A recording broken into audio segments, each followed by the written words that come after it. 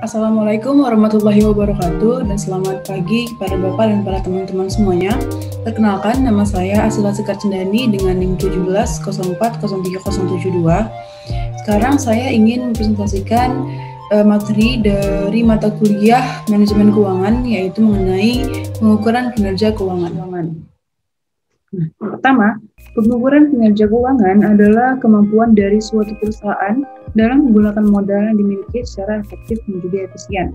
Penilaian kinerja keuangan juga berfungsi untuk memperlihatkan kepada investor atau masyarakat secara umum bahwasannya perusahaan mempunyai kredibilitas yang baik. Menurut Ikatan Akuntansi Indonesia, kinerja keuangan dapat diukur dengan menganalisa dan mengevaluasi laporan keuangan. Informasi posisi keuangan dari kinerja keuangan di masa lalu seringkali menjadi prediksi mengenai posisi keuangan dan kinerja perusahaan di masa yang akan datang, seperti pembayaran dividen, upah, pergerakan harga, sekuritas, dan kemampuan perusahaan untuk memenuhi komitmennya ketika jatuh tempo. Kemudian yaitu mengenai tujuan pengukuran kinerja keuangan. Yang pertama yaitu untuk mengetahui tingkat likuiditas, yaitu kemampuan perusahaan untuk memenuhi kewajiban keuangan pada saat ditagih. Yang kedua yaitu untuk mengetahui tingkat solvabilitas, yaitu menunjukkan kemampuan perusahaan untuk memenuhi kewajiban keuangannya apabila perusahaan tersebut dilikuidasi, baik kewajiban jangka pendek maupun jangka panjang. Yang ketiga, untuk mengetahui tingkat profitabilitas, yaitu untuk menunjukkan kemampuan perusahaan untuk mendapatkan laba selama periode tertentu. Yang keempat, yaitu untuk mengetahui tingkat stabilitas, yaitu kemampuan perusahaan untuk melakukan usahanya dengan stabil dan diukur dengan mempertimbangkan kemampuan perusahaan untuk membayar cicilan serta secara teratur kepada pemegang saham tanpa mengalami hambatan. Kita masuk ke metode rasio keuangan. Yang pertama yaitu adalah rasio likuiditas. Nah, rasio likuiditas merupakan kemampuan perusahaan di dalam memenuhi kewajiban bank jangka pendek. Jika mampu membayar kewajiban secara tepat serta tidak ada risiko gagal bayar, maka kinerja perusahaan tersebut bisa dikatakan baik. Yang kedua yaitu adalah rasio solvabilitas. Nah, rasio ini dipakai untuk mengukur sejauh mana aktiva perusahaan tersebut dibiayai oleh utang.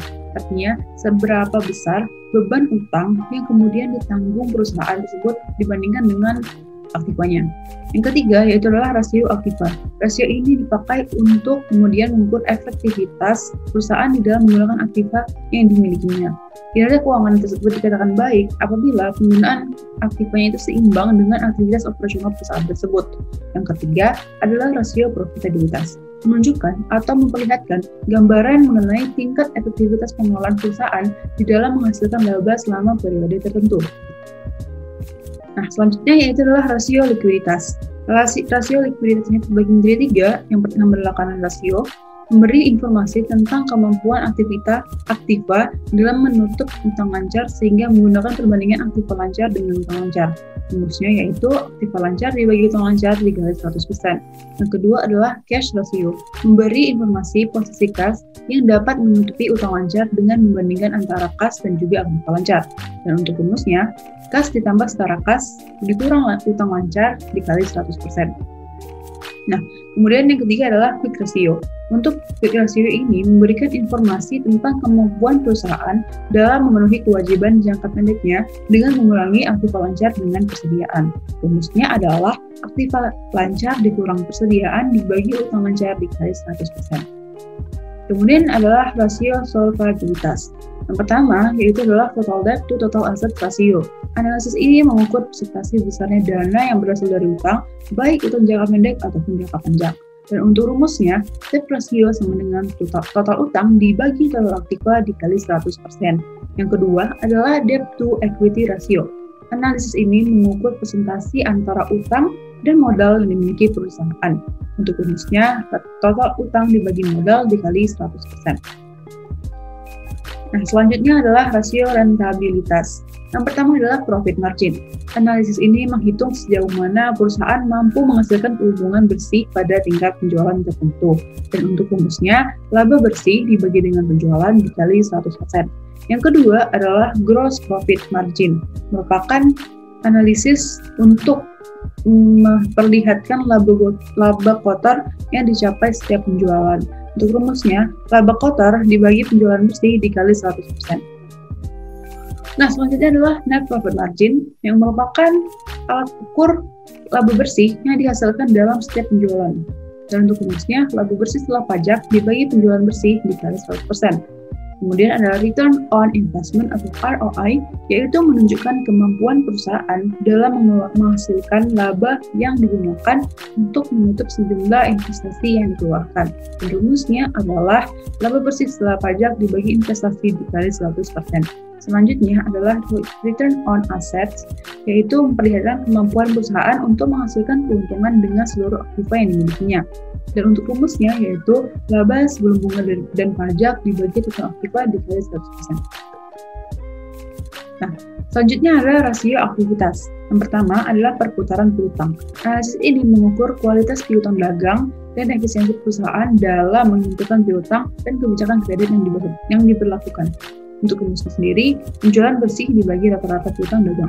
Selanjutnya adalah perputaran persediaan, yaitu untuk menunjukkan efisiensi perusahaan dalam mengelola dan juga menjual persediaan yang dimiliki. Dan untuk rumusnya, harga pokok penjualan dibagi rata-rata persediaan. Selanjutnya adalah juga perputaran aktiva tetap. Analisis ini menunjukkan sejauh mana efektivitas suatu perusahaan dalam menggunakan aktiva tetapnya. Dan untuk rumusnya sendiri, yaitu penjualan dibagi dengan aktiva tetap. Selanjutnya adalah perputaran total aktiva. Analisis ini mengukur efektivitas perusahaan dalam menggunakan total aktiva yang dimilikinya. Untuk rumusnya adalah penjualan dibagi dengan total aktiva. Oke, selanjutnya kita masuk ke skor penilaian kinerja keuangan. Kenapa harus ada skor penilaian kinerja keuangan? Nah, hal ini dibuat untuk menjadi standarisasi dari penilaian kinerja keuangan bagi suatu perusahaan. Hal ini saya dapatkan yang bersumber dari surat keputusan dari Menteri BUMN. Nah, jadi fungsi dari skor ini yaitu menjadi acuan kita ataupun pedoman kita dan juga bisa dikatakan sebagai indikator dari perhitungan ataupun penilaian terhadap kinerja keuangan. Bagaimana cara menggunakannya akan saya jelaskan. Di sini terdapat dua skor ya. Yang pertama adalah untuk ROI-nya, yaitu return on equity. Nah, di sini terdapat beberapa skor. Yang tertinggi itu adalah 15 dan yang paling rendah adalah 1. Nah, kita lihat masing-masing dari skor ini itu memiliki kondisi tertentunya. Misalnya, jika nilai ROI-nya adalah 15. Nah, jika nilai ROI-nya 15, itu kita akan mendapatkan skor infra sebesar 13,5, bukan 15. Karena jika ROI 15 itu posisinya adalah nilainya 15, tidak lebih dari 15. Namun jika lebih dari 15, itu baru mendapatkan skor infra sebesar atau skor infranya 15. Jika kita melakukan nilai ROI yang telah kita hitung mendapat nilai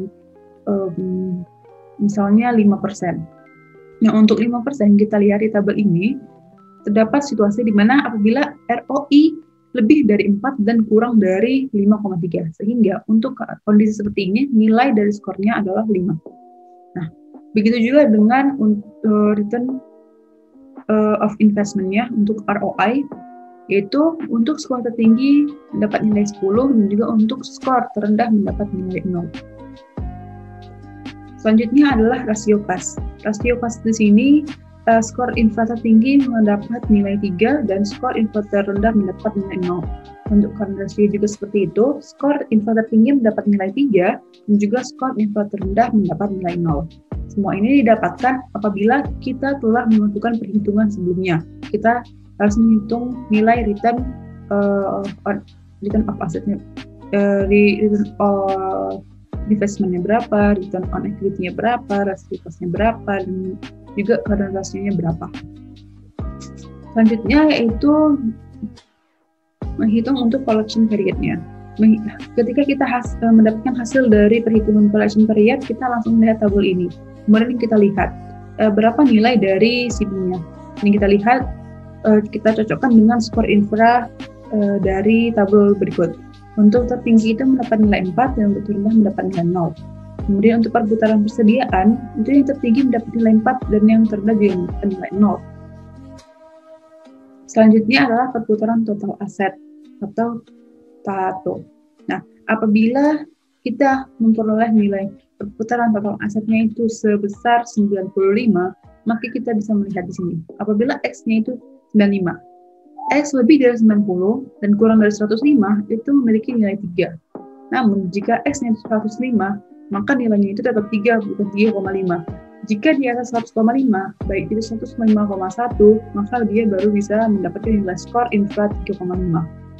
Selanjutnya, yaitu adalah rasio modal sendiri terhadap total aset dengan skor infra tertingginya itu 0 dan juga skor terendahnya itu adalah 3,5. Oke, selanjutnya metode analisis keuangan. Sebelumnya tadi saya telah menjelaskan menggunakan rasio. Nah, sekarang kita menggunakan analisis keuangan. Yang pertama adalah analisis perbandingan laporan keuangan, yaitu dengan membandingkan laporan keuangan misalnya periode sebelumnya dengan periode beberapa tahun setelahnya. Yaitu kita membandingkan dua laporan keuangan dari periode yang berbeda untuk menunjukkan atau memperlihatkan perubahan yang bisa hasilnya ini kita jadikan sebagai dasar untuk melakukan decision atau keputusan di yang akan datang, masa yang akan datang. Yang kedua yaitu adalah analisis tren, yaitu untuk mengetahui tendensi kondisi atau situasi keuangan, apakah sedang menunjukkan atau memperlihatkan adanya ataupun justru malah penurunan, adanya kenaikan ataupun penurunan. Yang ketiga yaitu adalah analisis sumber dan penggunaan modal kerja, mengetahui besaran sumber dana setiap serta juga penggunaan modal kerja melewati 2 periode waktu yang telah atau sudah dibandingkan. Yang keempat adalah analisis break-even, yaitu suatu teknik analisis untuk mengetahui tingkat penjualan yang kemudian harus dicapai supaya perusahaan tidak mengalami bangkrut atau kerugian. Selanjutnya, kita juga bisa menggunakan metode EVA. Metode EVA atau memiliki kepanjangannya Economic Value Added merupakan indikator tentang adanya perubahan nilai dari suatu investasi. Nah, EVA yang positif itu menunjukkan bahwasannya manajemen perusahaan berhasil meningkatkan nilai perusahaan bagi pemilik perusahaan sesuai dengan tujuan manajemen keuangan dalam memaksimalkan nilai perusahaannya. Nah, di sini kita akan melihat apabila nilai EVA terus positif, tandanya itu terdapat nilai tambah yang dihasilkan dari pengelolaan kinerja keuangan suatu perusahaan.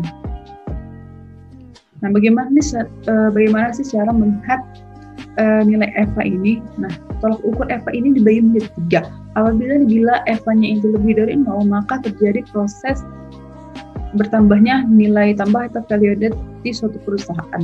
Dan yang kedua, jika EVA yang sama dengan 0, menunjukkan posisi impas perusahaan. Dan yang ketiga, apabila nilai EVA yang sama kurang dari 0 atau bisa dibilang negatif, berarti total biaya modal perusahaan lebih besar daripada laba operasi setelah pajak yang diperolehnya. Sehingga dalam kasusnya, jika terjadi seperti ini, maka perusahaan tersebut tidak mampu mengukur ataupun memanfaatkan keuangannya secara baik. Nah, jika terjadi beberapa kondisi yang saya jelaskan tersebutnya, bagaimana sih strategi dalam menaikkan EVA ini? Nah, yang pertama itu adalah memperoleh lebih banyak laba tanpa menggunakan lebih banyak modal. Artinya, perusahaan harus bisa menggunakan modal paling sedikit atau paling rendah dan mampu menghasilkan keuntungan sebanyak-banyaknya. Cara yang populer yaitu bisa dengan memotong biaya, bekerja dengan biaya produksi yang rendah, dan juga pemasaran yang lebih rendah agar diperoleh margin laba yang lebih besar. Hal ini dapat juga dicapai dengan meningkatkan perputaran aktiva, baik dengan cara meningkatkan volume penjualan atau bekerja dengan aktiva yang lebih mudah. Selanjutnya yaitu adalah memperoleh pengembalian atau return yang lebih tinggi daripada biaya modal atau investasi baru. Hal ini sesungguhnya menyangkut pertumbuhan dari perusahaan tersebut. Oke, selanjutnya adalah biaya modal rata-rata tertimbang atau WACC. Dasar pemikiran penggunaan biaya modal rata-rata tertimbang adalah bahwasanya masing-masing sumber pembelanjaan mempunyai biaya modal sendiri-sendiri dan dasarnya dana dari masing-masing sumber pembelanjaan juga tidak sama. Untuk menghitung biaya modal secara keseluruhan, maka harus mempertimbangkan bobot atau proporsi masing-masing komponen modal sesuai dengan struktur modalnya. Selanjutnya saya akan menjelaskan bagaimana langkah-langkah dalam menghitung menggunakan metode EVA. Yang pertama, step pertama yaitu menghitung laba bersih setelah pajak atau NOPAT, di mana untuk mencari NOPAT ini bisa diperoleh dari laba rugi usaha dikurang pajak. Yang kedua yaitu untuk menghitung modal yang diinvestasikan total. Yang ketiga yaitu menentukan sebuah biaya modal atau kita mencari WACC-nya, nilai dari WACC-nya. Yang keempat yaitu menghitung EVA-nya itu sendiri dengan rumus NOPAT dikurang WACC dikali 10%. Oke, selanjutnya itu kesimpulan mengenai penerapan dari metode EVA ini. Apa sih keunggulan dari EVA ini? Nah, penerapan konsep EVA ini lebih kepada laba real perusahaan yang diukur dengan kemampuan perusahaan dalam memberikan tingkat pengembalian yang tinggi bagi investor. EVA atau Economic Value Added digunakan untuk mengukur prestasi manajer keuangan dalam memenuhi permintaan investor untuk menghasilkan keuntungan berdasarkan cost of capital. Selanjutnya saya akan menjelaskan mengenai studi kasus atau contoh realnya, contoh nyatanya di suatu perusahaan. Di sini studi kasus yang saya sajikan memiliki judul pengukuran kinerja keuangan perusahaan menggunakan metode rasio keuangan dan metode EVA atau Economic Value Added pada perusahaan Kalbe Pharma Tbk yang terdaftar di Bursa Efek dengan kurun waktu 2009 sampai 2011. Oke, di sini pada studi kasus yang ini yang pertama yang dia lakukan adalah dia menggunakan metode rasio. Di sini dia menghitung metode rasio keuangan, rasio likuiditas, rasio aktivitas, rasio leverage, rasio profitabilitas, dan juga rasio pasar. Nah, yang kedua, dia menghitung biaya modal, yaitu yang harus dikeluarkan oleh perusahaan untuk memperoleh dana yang digunakan untuk operasional perusahaan tersebut. Dan yang ketiga, yaitu menghitung EVA itu sendiri. Dan yang keempat, kesimpulan yang didapatkan bahwasanya pengukuran kinerja keuangan perusahaan menggunakan metode rasio keuangan menunjukkan keadaan yang cenderung meningkat. Selanjutnya yaitu hasil perhitungannya. Yang pertama yaitu melakukan perhitungan rasio likuiditas, yaitu menghitung current rasio dan juga untuk quick rasionya. Dapat dilihat hasilnya itu pada tahun 2 dan kesimpulannya adalah untuk quick ratio pada tahun 2009 itu sebesar 199 dan meningkat pada tahun 2010 kemudian mengalami penurunan kembali pada tahun 2011 sehingga dapat disimpulkan bahwasannya nilai quick ratio tertinggi itu pada tahun 2010 sebesar 303,6% yang artinya setiap Rp1 hutang lancar dijamin oleh Rp3,0360 aktiva lancar. Dan untuk current ratio menunjukkan besarnya kewajiban lancar. Ini berarti semakin besar nilai current ratio, maka likuiditas perusahaan akan semakin tinggi. Selanjutnya yaitu menggunakan perhitungan rasio aktivitas, yaitu nilai itu dan juga tabelnya. Itu pada tahun 2011 mengalami penurunan. Hal ini menunjukkan bahwasannya perusahaan mengalami penurunan efisiensi operasional persediaan dalam menghasilkan penjualan. Dan untuk tato, karena semakin tinggi nilai tato, maka semakin efisiensi perusahaan dalam menggunakan seluruh aktifanya yang dimiliki untuk menghasilkan laba. Kemudian selanjutnya adalah perhitungan rasio leverage, yaitu untuk menghitung debt ratio dan juga debt equity ratio. Pada umumnya, para kreditor memintai jika nilai untuk meningkat debt ratio-nya itu lebih rendah. Risiko yang ditanggung kreditor menjadi berkurang. Selanjutnya, untuk nilai dari naik turunnya debt equity ratio menunjukkan selama periode 3 tahun berturut-turut keadaan modal sendiri perusahaan semakin tidak baik karena mencerminkan kegiatan usaha yang dibiayai oleh kreditor jangka panjang dibandingkan dengan biaya modal sendiri. Selanjutnya yaitu rasio profitabilitas, yaitu kita akan mencari nilai dari gross profit margin, net profit margin, return on investment, dan juga return on equity.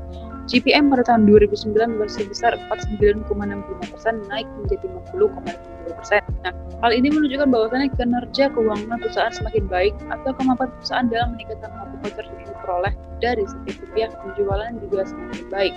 Kemudian adalah NPM, semakin naik menunjukkan laba bersih setelah pajak yang dihasilkan dari penjualan juga semakin bertambah. Sehingga kinerja keuangan perusahaan juga semakin baik. Kemudian semakin tinggi nilai return of investment, maka semakin baik pula keadaan perusahaan dalam menghasilkan keuntungan. Dan untuk return on equity yang bernilai positif menunjukkan bahwa perusahaan dapat menghasilkan keuntungan dengan kemampuan modal sendiri yang dapat menguntungkan para pemegang saham. Oke, selanjutnya itulah perhitungan rasio pasar. Di sini kita menghitung price earning ratio dan juga dividend yield. Pada PER, proses naik turunnya ini menunjukkan bahwa tingkat kepercayaan investor terhadap kinerja keuangan perusahaan di masa yang akan datang mungkin akan besar. Kemudian untuk dividend yield-nya, yaitu mengalami penurunan dari tahun ke tahunnya. Hal ini menunjukkan bahwasannya perusahaan dalam keadaan baik karena mempunyai prospek pertumbuhan yang tinggi. Oke, selanjutnya kita akan menghitung biaya modal rata-rata tertimbang atau WA. Dimana untuk mencari biaya modal ini, biaya modal ini adalah untuk mengetahui seberapa besar modal yang dikeluarkan oleh perusahaan tersebut. Itu bisa dicari dengan hutang setelah pajak dikali proporsi hutang ditambah perkalian antara hasil perkalian antara biaya modal sendiri dan proporsi modal sendiri. Nah, biaya modal rata-rata tertimbang selama kurun waktu 3 tahun mengalami penurunan dari tahun ke tahun. Biaya modal rata-rata tertimbang tertinggi pada tahun 2009 yaitu sebesar 20,87%. Selanjutnya yaitu menghitung dari EVA-nya itu sendiri atau Economic Value. Nah, berdasarkan studi kasus sebelumnya dikatakan bahwa penggunaan metode EVA ini memberikan suatu pengukuran yang baik karena dengan menggunakan metode EVA ini kita harus mengukur nilai dari biaya modal suatu perusahaan terlebih dahulu. Nah, jika sebatas menggunakan metode rasio saja, kita tidak mengetahui seberapa besar modal yang akan kita keluarkan, ya. Sehingga dapat diambil suatu kesimpulan bahwasannya untuk menghasilkan nilai EVA yang positif, perusahaan harus mampu memperoleh NOPAT yang tinggi dengan biaya modal yang rendah. Oke, selanjutnya apa sih yang bisa solusi yang bisa saya saran yang bisa saya berikan kepada perusahaan tersebut? Yaitu rasio keuangan PT KLB yang belum stabil dan berfluktuasi hendaknya mendapat perhatian lebih dari pihak manajemen, khususnya manajemen keuangan, karena harus mengeluarkan kebijakan yang dapat membuat kegiatan operasional keuangan tersebut dapat berjalan lancar, efektif, dan juga kembali dengan efisien. Nah, kemudian kita masuk ke indikator kinerja keuangan perusahaan dikatakan baik. Oke, tadi kita sudah melihat beberapa skor-skor ataupun standar dari perhitungan kinerja keuangan, penilaian kinerja keuangan. Selanjutnya, saya akan memberitahu kepada kita semua, kalian semua, ada beberapa indikator bisa dikatakan kinerja keuangan perusahaan itu dikatakan baik. Yang pertama adalah apabila nilai-nilai dari yang saya sebutkan ini itu mengalami peningkatan dari tahun ke tahunnya. Yang pertama, yaitu adalah nilai dari financial ratio. Yang kedua adalah inventory turnover dan juga total assets turnover. Yang ketiga adalah gross profit margin. Yang keempat adalah net profit margin. Yang terakhir adalah return on investment. Nah, apabila ketiganya. Yang kedua adalah apabila nilai dari debt equity ratio dan dividend yield semakin kecil dari tahun ke tahunnya. Yang ketiga, apabila nilai dari EVA-nya itu selalu positif. Oke, baiklah, sekian presentasi saya mengenai pengukuran kinerja keuangan, dan saya harap materi yang saya sampaikan ini bisa menjadi bermanfaat bagi kita semua tentunya, serta memberikan ilmu-ilmu baru yang belum teman-teman semua ketahui sebelumnya, serta mampu memberikan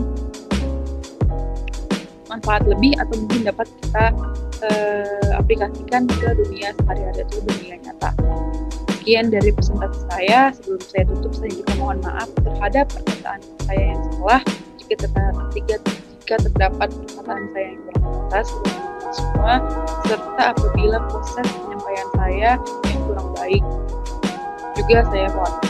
Sekian presentasi saya, dan saya tutup dengan wassalamualaikum warahmatullahi wabarakatuh.